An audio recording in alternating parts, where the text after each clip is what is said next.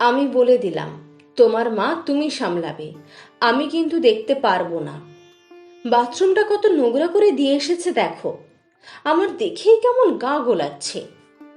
আসলে সুমনা দেবীর বয়স প্রায় 90 ছুঁই ছুঁই, তাই উনি এখন প্রায় বাচ্চার মতোই হয়ে গেছেন। নিজের কাজগুলো নিজে ঠিকঠাক করতে পারেন না, সাহায্যের প্রয়োজন হয়। চোখেও ঠিক দেখতে পান না, তাই বাথরুম করে বাথরুমে ঠিকঠাক করে জল ঢালতে পারেনি। তাই নিয়ে বৌমা সকালে চেঁচামেচি শুরু করে দিয়েছে। সুমনা দেবীর ছেলে মৃন্ময় স্ত্রীকে কিছু না বলে নিজেই গিয়ে বাথরুমটা পরিষ্কার করে দেন, আর মাকে এসে বলেন, কেন তুমি এরকম করছো? এবার থেকে বাথরুমে গেলে আমাকে বলবে। ঠিক আছে বাবা, এই বলে সুমনা দেবী নিজের ঘরে চলে যান। এরপর আস্তে আস্তে সুমনা দেবী বার্ধক্যজনিত কারণে শয্যাশায়ী হলেন। উনি এখন আর বিছানা ছেড়ে উঠতেও পারে না, খাওয়া দাওয়া থেকে শুরু করে সব কিছুই বিছানাতে। এই দেখে সুমনা দেবীর বৌমা কোনো সময়ে শাশুড়ির ঘরে যেতেন না, সমস্ত দেখাশোনা ওনার ছেলেই করতেন। একদিন হলো কি, মৃন্ময়বাবুর কিছু কাজ আছে বলে উনি বাইরে গেলেন এবং স্ত্রীকে বললেন মায়ের একটু খেয়াল রাখতে, যতক্ষণ না উনি বাড়ি ফিরে আসেন। মৃন্ময়বাবু স্ত্রীর অনিচ্ছাকৃত থাকা সত্ত্বেও বললেন, ঠিক আছে, আমি দেখে রাখবো, তুমি তাড়াতাড়ি বাড়ি ফিরে এসো। এরপর দুপুরে খাবার নিয়ে শাশুড়ির ঘরে গেল। ঘরের মধ্যেই ঢুকে বললেন, মা গো, কি গন্ধ ঘরটা, আমি কি করে এখানে বসবো? আমি পারবো না, আমি খাবার কাছে রেখে চলে যাই, উনি পারলে খাবেন, না পারলে খাবেন না, আমি এখানে বসতেই পারবো না।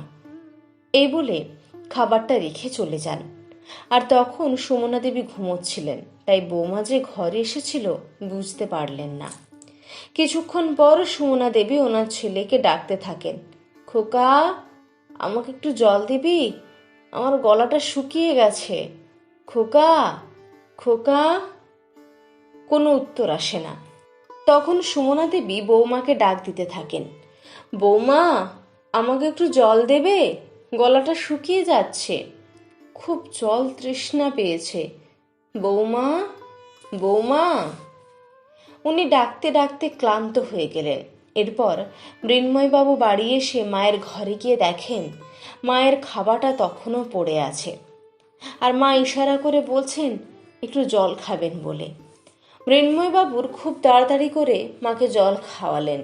জলটা খাবার পর সুমনা দেবী তার ছেলের গায়ে হাত বোলাতে বোলাতে শেষ নিঃশ্বাস ত্যাগ করলেন। মৃন্ময়বাবু তখন মা মা বলে চিৎকার করে কান্না করতে থাকে।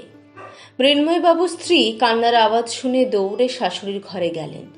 স্ত্রীকে দেখে মৃন্ময়বাবু বললেন, তোমাকে আমি একটা বেলা আমার মাকে দেখে রাখতে বলেছিলাম, তুমি আমার মাকে শেষ খাওয়াটাও খেতে দিলে না, এত নিষ্ঠুর কি করে হতে পারলে তুমি? তুমি না মা, তোমারও সন্তান আছে, মেয়েরা নাকি মমতাময়ী।